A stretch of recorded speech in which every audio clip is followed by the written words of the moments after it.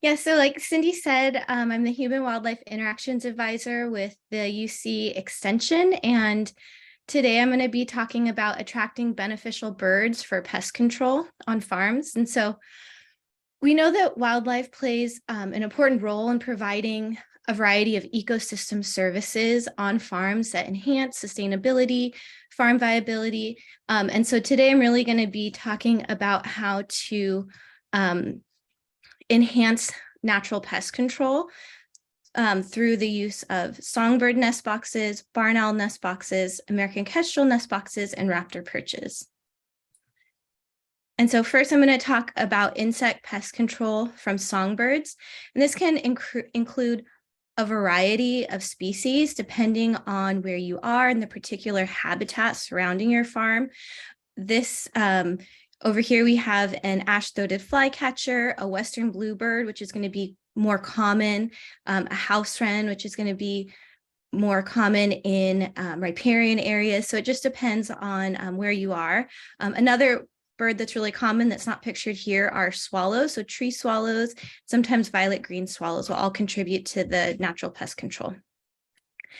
And so the question is, do songbirds really help with pests? And there's been a variety of research showing the net benefit. So that's taking in the costs and benefits and weighing them together and showing that, yeah, they really can have a positive impact on pest control. And so some studies looked at their droppings, and they used DNA to tell what sort of prey these birds were eating. And a recent study showed that songbirds on farms were consuming a wide variety of different insects and arthropods in their diet, and that they were targeting species that were abundant. And what's important to know about that is that that's thought to allow them to respond and assist with pest outbreaks. So when pests become really common, we know that birds can be targeting those and helping us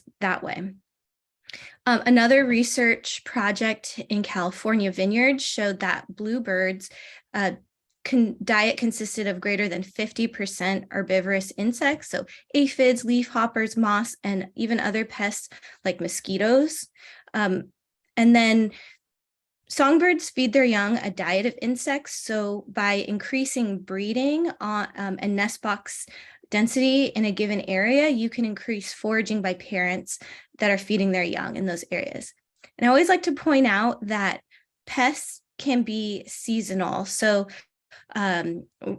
some bird species that become pests in the fall, like blackbirds or starlings, things that flock up and can cause damage to pests, they're still contributing to beneficial pest control in the spring because they are feeding their young a diet of insects. So over here I have a blackbird collecting these caterpillars that are a pest in the sunflower crop. Although later in the season, they may flock up and become pests. So it's important to keep in context the timing and seasonality when we're thinking about pest control. Let's see. Okay, so next I want to talk about songbird nest box installation. And the best time to do this is in late summer or fall, and that way boxes will be ready for birds to find and start prospecting in winter and spring and be ready to be used that next breeding season.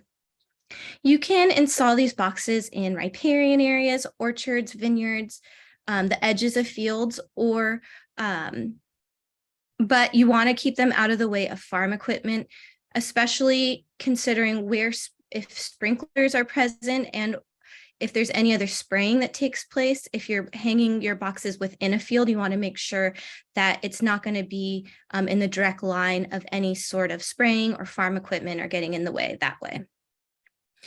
When you're placing these nest boxes, you should avoid facing them towards roads or hanging them right on the edge of roads, parking lots, or areas with moderate to high human activity. And if you do know if there's outdoor cats in the area, you might want to move your boxes away from those areas. And that's just because cats can attack the young birds, once they fledge the nest, they're not going to be very smart and coordinated. And so they can be really vulnerable to predators at that time, and cats can really key in on songbirds. You also want to consider if there's constant noise or bright lights at night, and maybe move those boxes away from those areas, because those are some things that have been shown to negatively affect breeding. And if we are going to be investing in putting these boxes out, maintaining them, we want to make sure we get the best return on them. And so just keeping in mind these little things that you can do to help increase breeding in these boxes. And I also want to point out that there's going to be more research coming on this soon. There's some active research projects now looking at best places to hang boxes, and I should have more information on this in the future.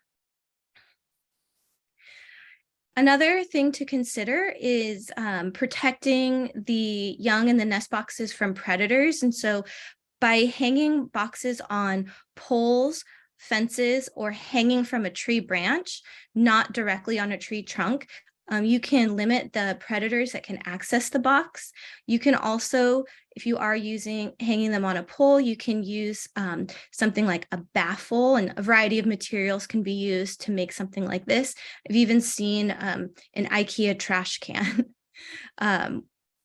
The other things that you can use if you're just hanging them on a pole are these entrance extenders, and it's just going to prevent things from being able to reach in and access nestlings that are helpless in the nest box. You also want to take into account the size of the opening, and when you're attracting different songbirds, the size of the opening can limit larger predators. So you really just want the size that is just big enough for the birds that you're trying to attract. And by choosing areas with afternoon shade, you can prevent these boxes from overheating in heat waves or just in the afternoon sun. And if they're not going to be shaded in the afternoon, either by trees or buildings, you can use sun shields, and you can also drill little holes for ventilation. And these are the types of things that you can find with information for nest box plans. And so I listed some really good resources for songbird nest boxes. We have the Wild Farm Alliance website. They have a video series where researchers from all over the country are talking about best practices for the things that I kind of just covered. And so they go into a lot more depth. And there is a Cornell Nest Watch page. This is where you can find a variety of nest box plans. So the typical songbird box for bluebirds and tree swallows is on there. You can find information about predator guards. And if you're specifically interested in bluebirds, there's the Bluebird Recovery Program website here. So next I'm going to cover vertebrate pest control from raptors. And when I say raptor, I mean a variety of species comprised of hawks, owls, falcons, eagles, harriers, and kites.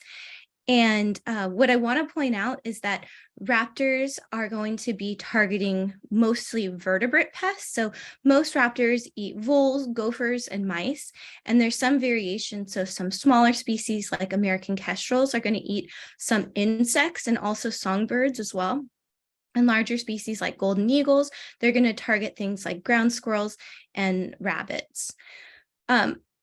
It also depends on the season and the location and the habitat around a given area for what species are going to show up. So you can there's also lots of great resources on the Cornell website about life history of birds, when you might see them, and also where they might be. And if you have any further questions about this, you can also ask me personally. The other concept that I really like to bring up when I talk about vertebrate pest control from raptors is the concept, the landscape of fear. And so the benefit of having top predators around is not that they're going to necessarily be consuming so many pest species that it reduces populations and reduces damage in that way. They're not going to be consuming every last single pest. What they're going to be doing is scaring their prey. And this can cause a shift in prey behavior and is also shown to reduce pest activity. So when we talk about vertebrate pest control from raptors, we're not just talking about direct consumption, we're also talking about this landscape of fear concept.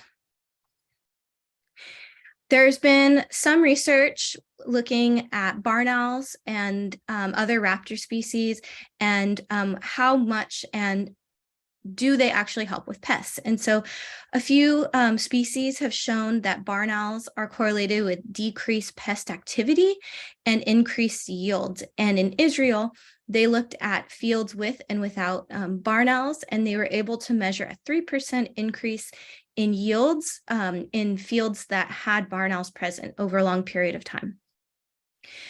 There's been a lot of really great research out of the Cal Poly Humboldt barn owl research team. And one of the things their team looked at was how many rodents are barn owls killing. And they found that over a breeding season, a family is eating thousands and thousands of rodents. So about 3,500 rodents in a single breeding season per nest. Other research in the Sacramento Valley looked at what barn owls were eating and found that across different crop types, their diet was 99% rodent pests, mostly gophers, voles, and mice. But what was important to note was that in areas with higher proportion of row crops, mice were a more prevalent prey item. And in areas with a higher proportion of orchards and vineyards and perennial crops, barn owls ate more gophers. And so this is also evidence that they're targeting common prey species and able to assist in instances of pest outbreaks. Another really great research project out of the Cal Poly Humboldt team is that they looked at gopher activity in February and May, and they found that in areas that did not have an active barn owl nest box, gopher activity increased by 18%. But in areas that had an active nest box in February, they had pretty high gopher activity, but by the time those nestlings were hatched and the parents were working to feed them, they did see that gopher activity had decreased in those areas. There's also some research showing that natural pest control from raptors can be more cost-effective than purchasing and applying rodenticides. And in Southern California, they had a levee where they put barn owl nest boxes and raptor perches, and a second levee where they used rodenticides to target ground squirrels that were they were causing damage and burrowing under the levee there. And they found that the areas with the barn owl nest boxes and raptor perches actually had a greater decrease in pest damage compared to using rodenticides. So they ended up switching and putting the nest boxes and perches across all of the levees. And then in Malaysia, in oil palm, they looked at using rodenticides versus using barn owl nest boxes, and they measured fruit damage in their oil palm crops. They found that barn owls reduced damage from pests just as much as the areas that had rodenticides applied, but it was a much cheaper and cost-effective way to reduce pest damage. And then lastly, we do know that there's been a big push for brands that have sustainable or wildlife-friendly certifications. And so this research sort of shows how natural pest control can contribute in a meaningful way to operations becoming sustainable and wildlife friendly. So let's talk a little bit about barn owl nest box networks. And I want to start by talking about some natural history about barn owls. They're really unique among birds because they have a really, really long breeding season. You might typically think, oh, birds, they will nest in spring, but not barn owls. They start laying their eggs as early as January. And in some years, if the climate and the prey abundances are just right, they may even start nesting as early as November or December. in California. And so I also like to point this out because they're using the nest boxes for an extremely long period of time. And that's why I point out in future slides how we want to pay careful attention to how we're maintaining and taking care of these nest boxes, because they are kind of tied to these for quite a long period of time. So the barn owl pairs will incubate eggs for a month. And then once those eggs hatch, nestlings take another 2 months before they can leave the box and start to fend for themselves. And then not only is it, so that's about a 3-month period, not only there might not just be one nest. Once a nest finishes, another parents can initiate and start another nest. So they can fit 2 nests into a single year often. So we also looked at, over here is a map of California, and we looked at regions that had barn owl nest boxes, and we wanted to look at the timing that eggs were laid and how that might vary across different regions, different climates, different habitats. Oops. And so what we did find was that in the green Central Valley and the yellow Southern California areas, we did see that nests were initiated, eggs were laid a few weeks earlier than in the coastal mountain area over here. And so that's important just to think about, the timing of when boxes are being used.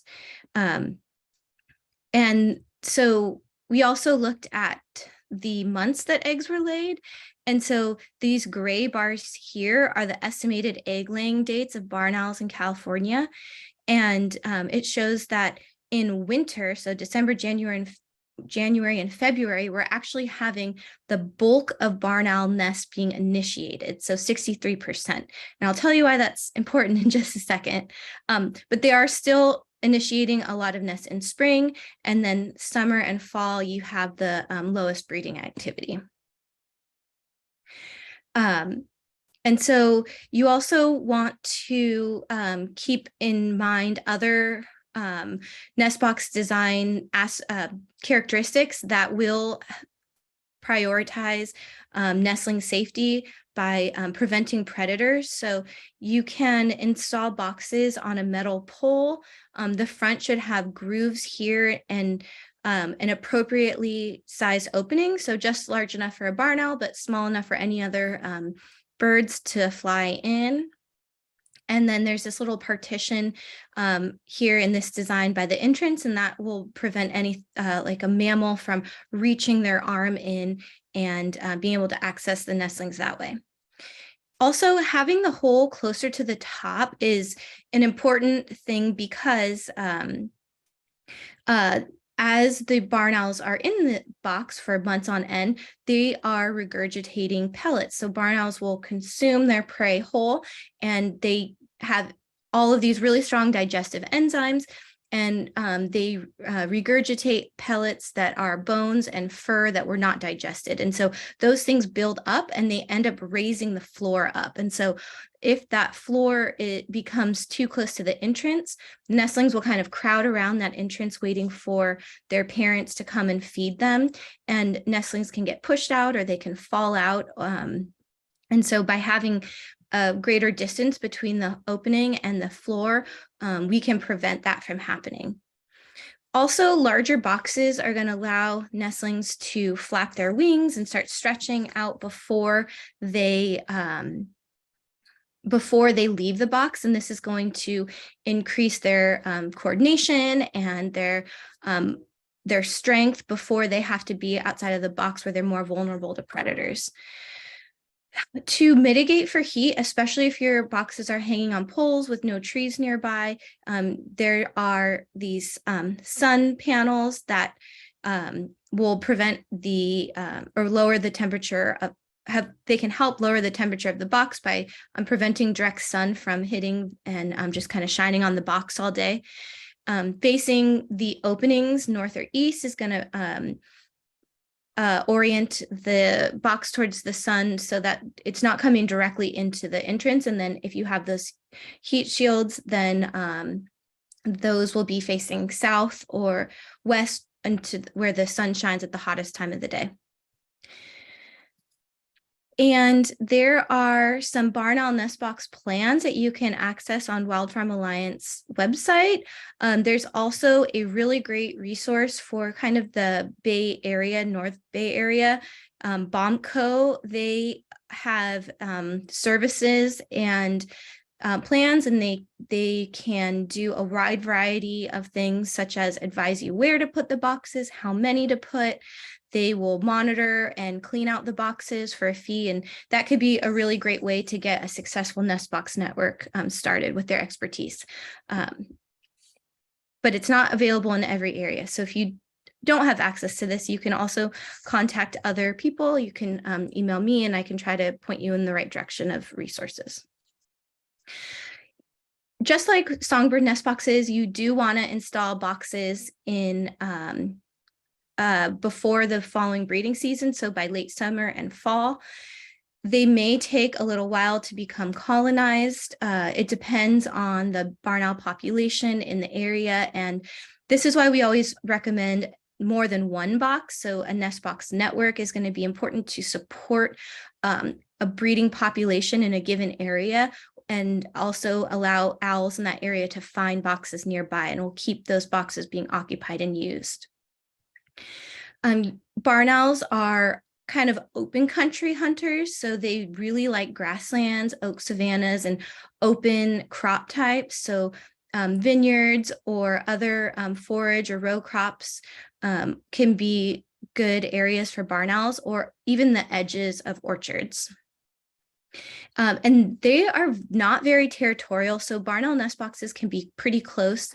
They can be 100 to 300 feet apart. And they can we typically recommend that they're hung 9 to 10 feet high, and that's so that you can access them for maintenance. You also want to avoid putting your boxes in dense forest, so you can do the edges of forest or out in the open, which we recommend. And then you also want to avoid busy roads and roads with either a lot of traffic or heavy or fast speed limits. And then some people say that if they have a barn owl nest box outside of their house, if they can hear it, they may be able to hear it from their bedroom window if they're sleeping with their windows open. And so that's one thing to consider if you are placing nest boxes, but that is personal preference. And there's another research project that I want to highlight from the Cal Poly Humboldt team, is that barn owls so they put these little trackers on barn owls for a week and looked at what areas they were spending their time in.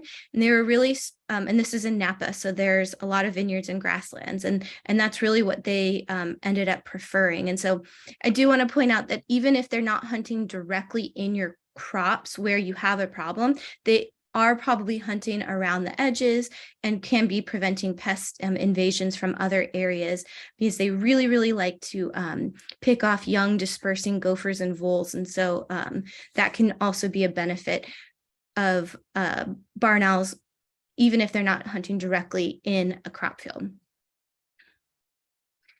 And so kestrels are another raptor. So I want to move on to talking about how to support kestrels with nest boxes.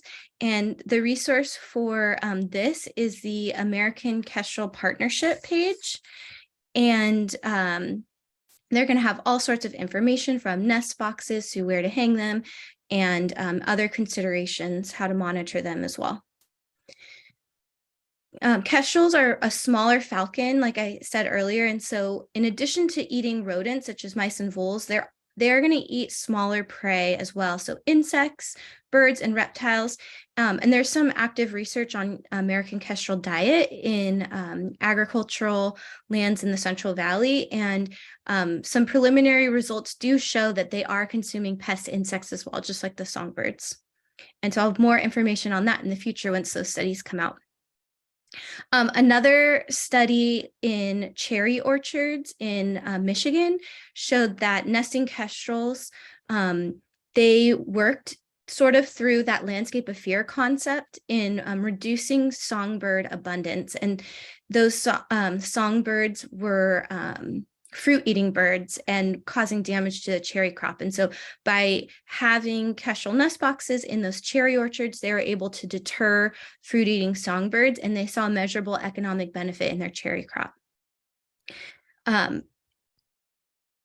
This is just a picture of what a kestrel nest box looks like. It's slightly different and less complicated than a barn owl nest box.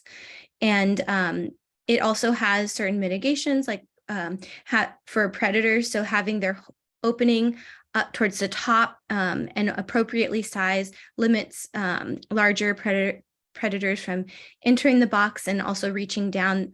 They're less likely to reach the birds that are going to be down at the bottom of the box. So these boxes can also be installed in late summer and fall. And then kestrels are a species that's not as common as barn owls or in high abundance as barn owls. So if you want to know if kestrels or starting a kestrel nest box network on your property is appropriate, you can ask local bird experts, or you can ask me, but it's not going to be as ubiquitous as barn owls. They're a little bit more picky in what areas they like.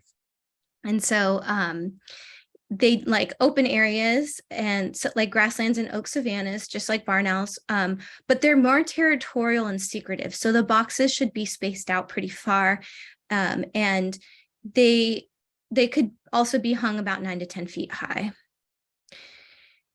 Yeah, so in terms of forests or riparian areas, they can be on the edges of those, but you don't want to have them on the interiors of forests. Avoid areas with human activity, even just because kestrels are out during the day, they're going to be more sensitive to people and activity going on around nest boxes. Barn owls, because they're nocturnal, they're going to be hunkered down in their box, and there's going to really have to be a lot of activity outside of those boxes to disturb them, because they're kind of just going to hunker down, and their defense behavior is to kind of stay hidden. Whereas kestrels, because they're out during the day, they're going to be more sensitive if people are walking by or driving by constantly. So we want to keep those in more quiet areas, also away from roads. And other species may take up kestrel nest boxes depending on where you are. So this is a picture of a western screech owl and her 3 fluffy nestlings here. They're going to also be beneficial in terms of pest control. Other species that like this size box are northern flickers, and other native songbirds like the ash-throated flycatcher I showed will sometimes be found nesting in these boxes. A common problem, though, is that starlings will take up these boxes. And so that's why I recommend the monitoring system that American Kestrel Partnership recommends. And they also have information about if you find starlings nesting in your box, how you can prevent that from happening in the future. So through moving boxes or taking them down, or just there's a lot of good ideas on that page. And so now I want to talk a little bit in general about nest box cleaning and maintenance. And all nest boxes should be inspected yearly in late summer to fall. And especially for barn owls, that's why, since they do have such a long breeding season, that's why it was important to look at, when is breeding activity the lowest? And so that's in that late summer to fall period, which also aligns with other birds who commonly nest in spring. They're typically also done nesting by late summer and fall. And so that's a pretty safe time to check boxes, look for deterioration in hardware, and make sure that they're safe and functional. Kestrel nest boxes and barn owl boxes will have that pellet debris building up. Kestrels do make pellets. They're not as big and prominent as barn owls, but they'll also have some stuff building up. And so cleaning that out and replacing with some wood shavings once it starts to build up is important. And smaller barn owl boxes. So here I have pictured as only like a 16 or 18 inch high box. These ones are going to be really important to monitor and clean out yearly if there's active nests. But in those taller boxes that I was showing earlier in a 24 inch box, those can sometimes go 1 or 2 nest cycles without, building up too high to become detrimental. And so that is another reason why we recommend those larger boxes. And then in terms of songbird nest boxes, they should also be cleaned out. They will bring in materials to build nests, and those can also build up. And so having those boxes clean and ready for the next year will increase breeding success in your nest boxes. And this is just kind of to show, so if you look at these pictures here, this box on the right had an active barn owl nest in there, although the bottom is about to fall out. And so that was really disheartening to see, if we're going to be putting up these nest box networks, there is some responsibility to make sure that they stay safe. And also, if you're investing your time and money, you're going to want to make sure you have the best return on your investment. And so keeping those safe and functional is the best way to do that. And this is just a couple more points about maintenance and why it should be completed before winter. And so I know fall is a very busy time. And so thinking about how this fits into your annual kind of time budget is going to be really important. But by doing that, you're going to ensure that you don't disturb nests that are starting in the winter. You're going to prevent birds from starting nests in overfilled or unsafe boxes. And then lastly, if you have an unoccupied box that you see is broken or damaged, you can fix that at any time of the year. But I know that if you have a large network, it's something that should be looked at annually. All right, so on to raptor perches. A variety of diurnal and nocturnal raptor species can be attracted to perch and hunt from these artificial perches, and they can be in or around fields. And the other thing that I just want to highlight again is that, remember, it's not that they're going to be consuming every single last pest, but they're going to have their presence of a top predator, and that's going to reduce prey activity and in turn reduce damage. And then when they are consumed, what they do, because we know that they do consume common species and which are likely to be pests, it means that they're kind of like present and vigilant, and then they can respond and reduce the severity of pest outbreaks. We know it's probably not going to be the only solution. There's going to be other things that need to be taken into account, which I'll talk about in a little bit, but increasing natural pest control through raptors can be beneficial in these times of pest outbreaks. So like voles, for example, I know that they have like a cyclical pattern to their population. And so in some years, they just reach really, really high densities. And so already having a high raptor or large raptor population on your landscape can help to buffer damage that might happen from outbreaks like that. Perch construction and installation. So a variety of construction can work, a variety of materials or ways to put them together. You can get creative. They don't need to be as sturdy or maintained as nest boxes because, so as you could see this golden eagle here on this perch, jumping off this perch and it's swaying, and it doesn't seem to be bothering it, and it doesn't pose any sort of danger either, because they're not going to be sleeping in these or tied to these for a very long period of time. If something happens, they can fly away easily. And so where we recommend to put raptor perches is in areas where raptors have the best view of the landscape. And so that is going to be if your property is on a hill or has like rolling hills or on slopes, you're going to want to put them at the top of hills and at ridge lines. You want to, you don't need to put raptor perches directly near riparian areas or forests, because trees are natural perching substrate. So you can use those really in the middle of crop fields, in the middle of vineyards, to allow raptors to perch at the highest point on the landscape, and they'll have a good vantage for hunting there. You can also put them in problem areas. So if you have ground squirrel colonies or other things, you can increase your perch density in those areas. And it's likely that you're going to need more than one raptor perch. So if you have a large property, you put up one raptor perch, they may or may not use it, but it's not going to necessarily be effective unless you're kind of increasing that perching substrate across the area. To construct raptor perches, like I said, it can be a variety of materials, but one way you can make it is through using a galvanized steel pole or pipe as small as 3/4 inch.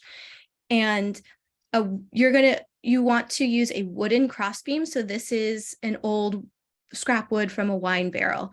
And we recommend wood because metal can heat up in the during the day. And so we want to make sure that it's not going to burn their feet. Other research has looked at perch height and shown that 15 feet is a really great height, that they use that more than perches that were 20 feet or perches that were 10 feet. And so these can be, poles can be seated in the ground. You can use concrete. They can also be attached to, if you have a secure fence post, and I'll show some pictures of that in a minute. And like I said, the place in the highest areas, hilltops and ridge lines, and away from trees. So here's some examples. Let's see. This vineyard here has a rolling hillside along one of the edges of their property. And so they have a perch here at the top of each of these hills. Oops. And this is, you can't really see, it's kind of cut off, but there's a ridge line that goes along here, and there's about every 200 to 300 feet, there's a perch along this ridge line, and they are often used. So the reason why ridge lines are really great is because raptors will use the thermals and the wind to kind of to raise up, and then that's why they it reduces the energy that they need to fly to get to these. So they use that often. Here's another perch. So there's other trees and orchards nearby, but if you had, a ground squirrel colony along this fence line, this is something that's going to give a raptor a higher vantage point than anywhere in the surrounding area. Here's an example of attaching those perch poles to a secure fence post. And I do like to point out that that barn owl boxes make really great raptor perches. So if you have a really good network of barn owl boxes, you already have a lot of raptor perches, because so a lot of these nest boxes are active with barn owl nests, but you still see red tails, kestrels, even golden eagles perching from them and hunting. And sometimes they'll even bring their prey back and eat it on top of the box, and they'll leave guts and stuff, and it's kind of gross, but they can be used as perches as well. Okay, so the last thing that I want to touch on, and then we can open it up for questions, is the idea of integrated pest management, and that raptors and songbirds aren't going to be the ultimate solution to every single pest problem. It's nice to enhance natural pest control because, like I said, it can be important in times of pest outbreak. It can have a background level of pest control that is beneficial, but you may need to use other methods as well. And ideally, methods would work together in an additive way to reduce pests, but not all methods.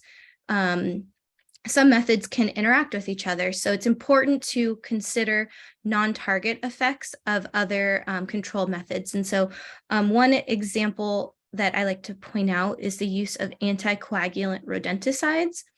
And so we would hope that if anticoagulant rodenticides were used, that raptors and rodenticides both add to rodent pest control. But what we know is that anticoagulant rodenticides can enter the food chain and also impact predators that are eating rodents that maybe consume this bait. And so by doing that, you could also be negatively either lethally or non-lethally, negatively impacting raptors, their ability to hunt or reproduce in a given area.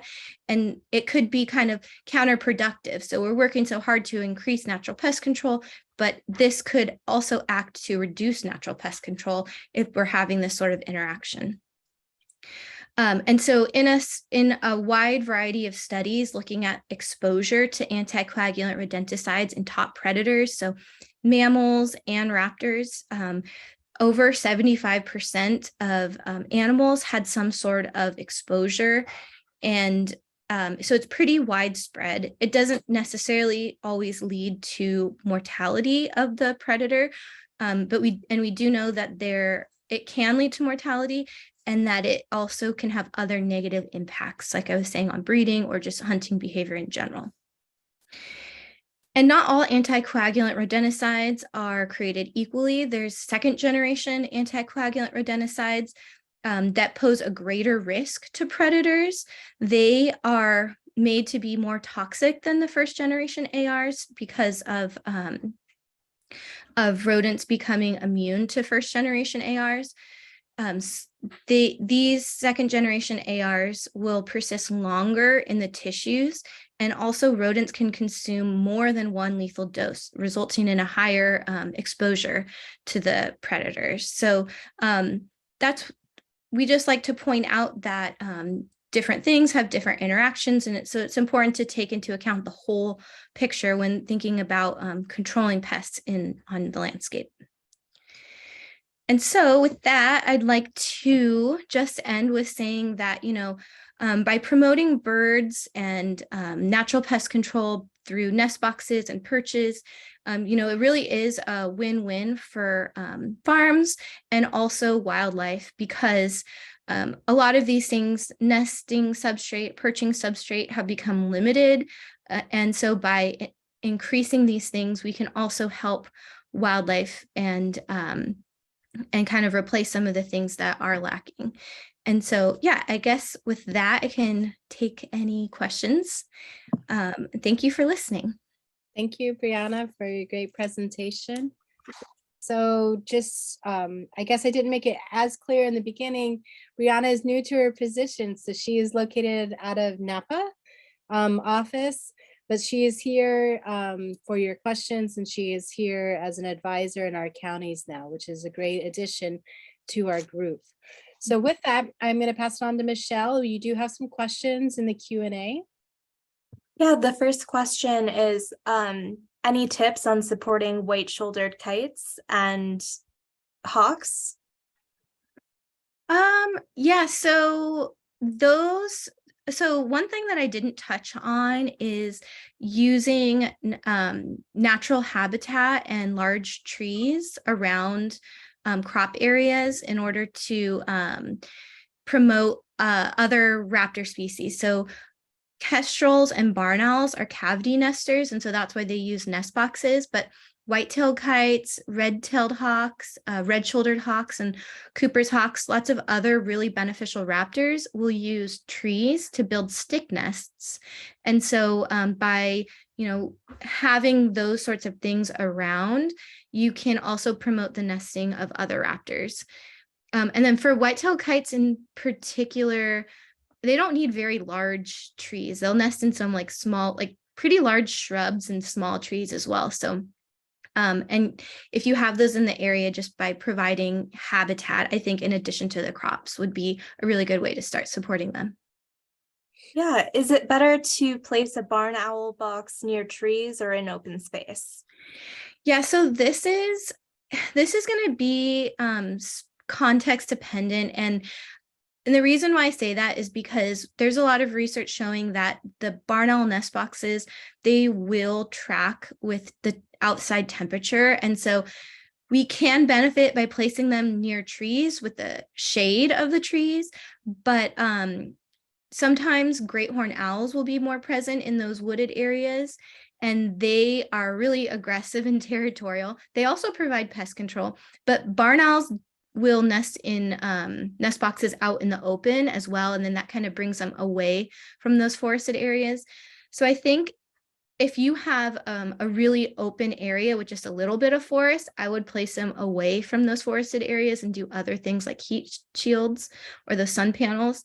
But if you do have a lot of forest, and putting it out in the open isn't really going to increase that distance between the forest and the barn owl box, it's still going to be pretty close, then I would say putting it on the edge of a treed area is going to be fine. So, because barn owls and great horned owls, they do interact and coexist. And so, yeah, so it's a trade-off. And, but if you have more questions about it, feel free to contact me. Are there any specific requirements to nesting boxes for barn owls versus other owl species? Yes, barn owl nest boxes are pretty specific to the ones that I talked about today. Other owls that use nest boxes in this Northern California area, so that would be Western screech owls. They're small. They're like, I like to call them little Furbies. If you guys remember that toy, the Furby, they're gonna use the kestrel nest boxes. So kestrel nest box and a Western screech owl nest box are kind of synonymous. And great horned owls, actually, like I said, they're the bully of all the raptors. They actually take over old stick nests from other ravens or red-tailed hawks that are left, that kind of survived that year. And they start nesting really early and kind of take over those nests. And so they don't actually nest in cavities. So it's just the barn owl and the screech owl. Thank you. Are there signs we can look for to know there is a barn owl in the box? Yes, you can look for pellet debris. Sometimes those pellets get really messy and they spill out of the box. Sometimes the parents will be perched on top of the boxes and drop pellets around the box. And you might see pellets, and if there's weather, sometimes those get degraded and you just see bones. It's like a bone graveyard underneath the boxes. You can also look for you can also look inside of the box. So when you're cleaning out the nest boxes, if you see a floor filled with pellets, it's likely that there was breeding in there. They can also be really important for roosting, and pellets can accumulate that way. But if you see a really messy box with lots of pellets and debris, then that's a good indication that a box was nested in. And if you have questions about monitoring them, you can ask me, or if you look on the BOMPCO website, they also offer monitoring services in certain locations. So that could be an option as well. Thank you. The next question is regarding raptor perch installation. Is it important to take the presence of power lines and wind turbines into consideration? Yes. So wind turbines do present a perching substrate often on the back of wind turbines. They can I see raptors perch in those spots often, but for really large wind turbines, they do those are hazardous. So you wouldn't want to put a perch somewhere where a raptor would be flying in a direct line through the path of a wind turbine to get onto a perch, or if they're getting off a perch. So I would keep them away from large wind turbines. I know there's some smaller ones in vineyards for like fog and things like that. Those are perches themselves, and I know they're not always running, and I don't think that those are as great of a hazard, but I'm not sure. In terms of power lines, those poles and those transmission towers, they provide excellent substrate for perching. Unfortunately, not all power lines are retrofitted to be safe for raptors, so they will still perch there anyways. If the lines are less than 3 feet apart, or they're not blocked off from like being able to perch in an area where the lines are less than 3 feet apart, that can be dangerous, but there's not really much you can do.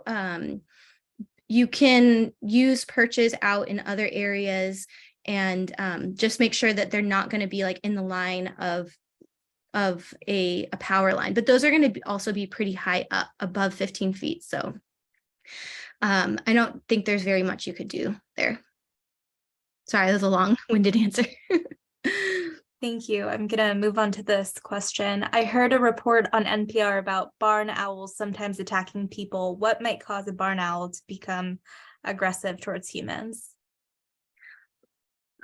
That's a new one for me. I haven't heard of I haven't heard of that. I will look it up after this. I've heard, so raptors in general can be territorial of their nests. And so sometimes like Cooper's hawks nesting in urban areas or red-tailed hawks, they can kind of swoop down on someone if they're walking in the vicinity of their nest. It can happen. It's more rare. Typically, if there is that human disturbance, especially if it's constant, typically they'll find a different place to nest. And so once it's happening, if you do see a territorial raptor, it's kind of good to block off that area so that someone doesn't unknowingly go in there. Their nesting is protected. So once their nest is started, there isn't really much you can do. You could call animal services or animal control and things like that to see like what the options are. But I haven't heard of the barn owl one, so I will look that up. Thank you. You know, someone else commented in the Q&A saying that the aggressive owls in the NPR article were actually barred owls or barred owls. Oh, okay. That makes sense because barred owls are going to be more aggressive and territorial. We're not going to find barred owls nesting in nest boxes on farms. They're going to be inside of forests. Great. And then there's another question. Are there any grants or cost sharing programs available to growers for Raptor Box funding / setup? That is a really good question and something that I wish I had more resources on, something I'm always looking out for. And if I do get any information or opportunities like that, I'm going to be sure to share and post out to these networks. But in the future, I hope that there will be programs that support that. But as of now, I don't know any that I can cite offhand. I think that concludes the questions. Thank you. Thank you. Brianna. Yeah, thank you.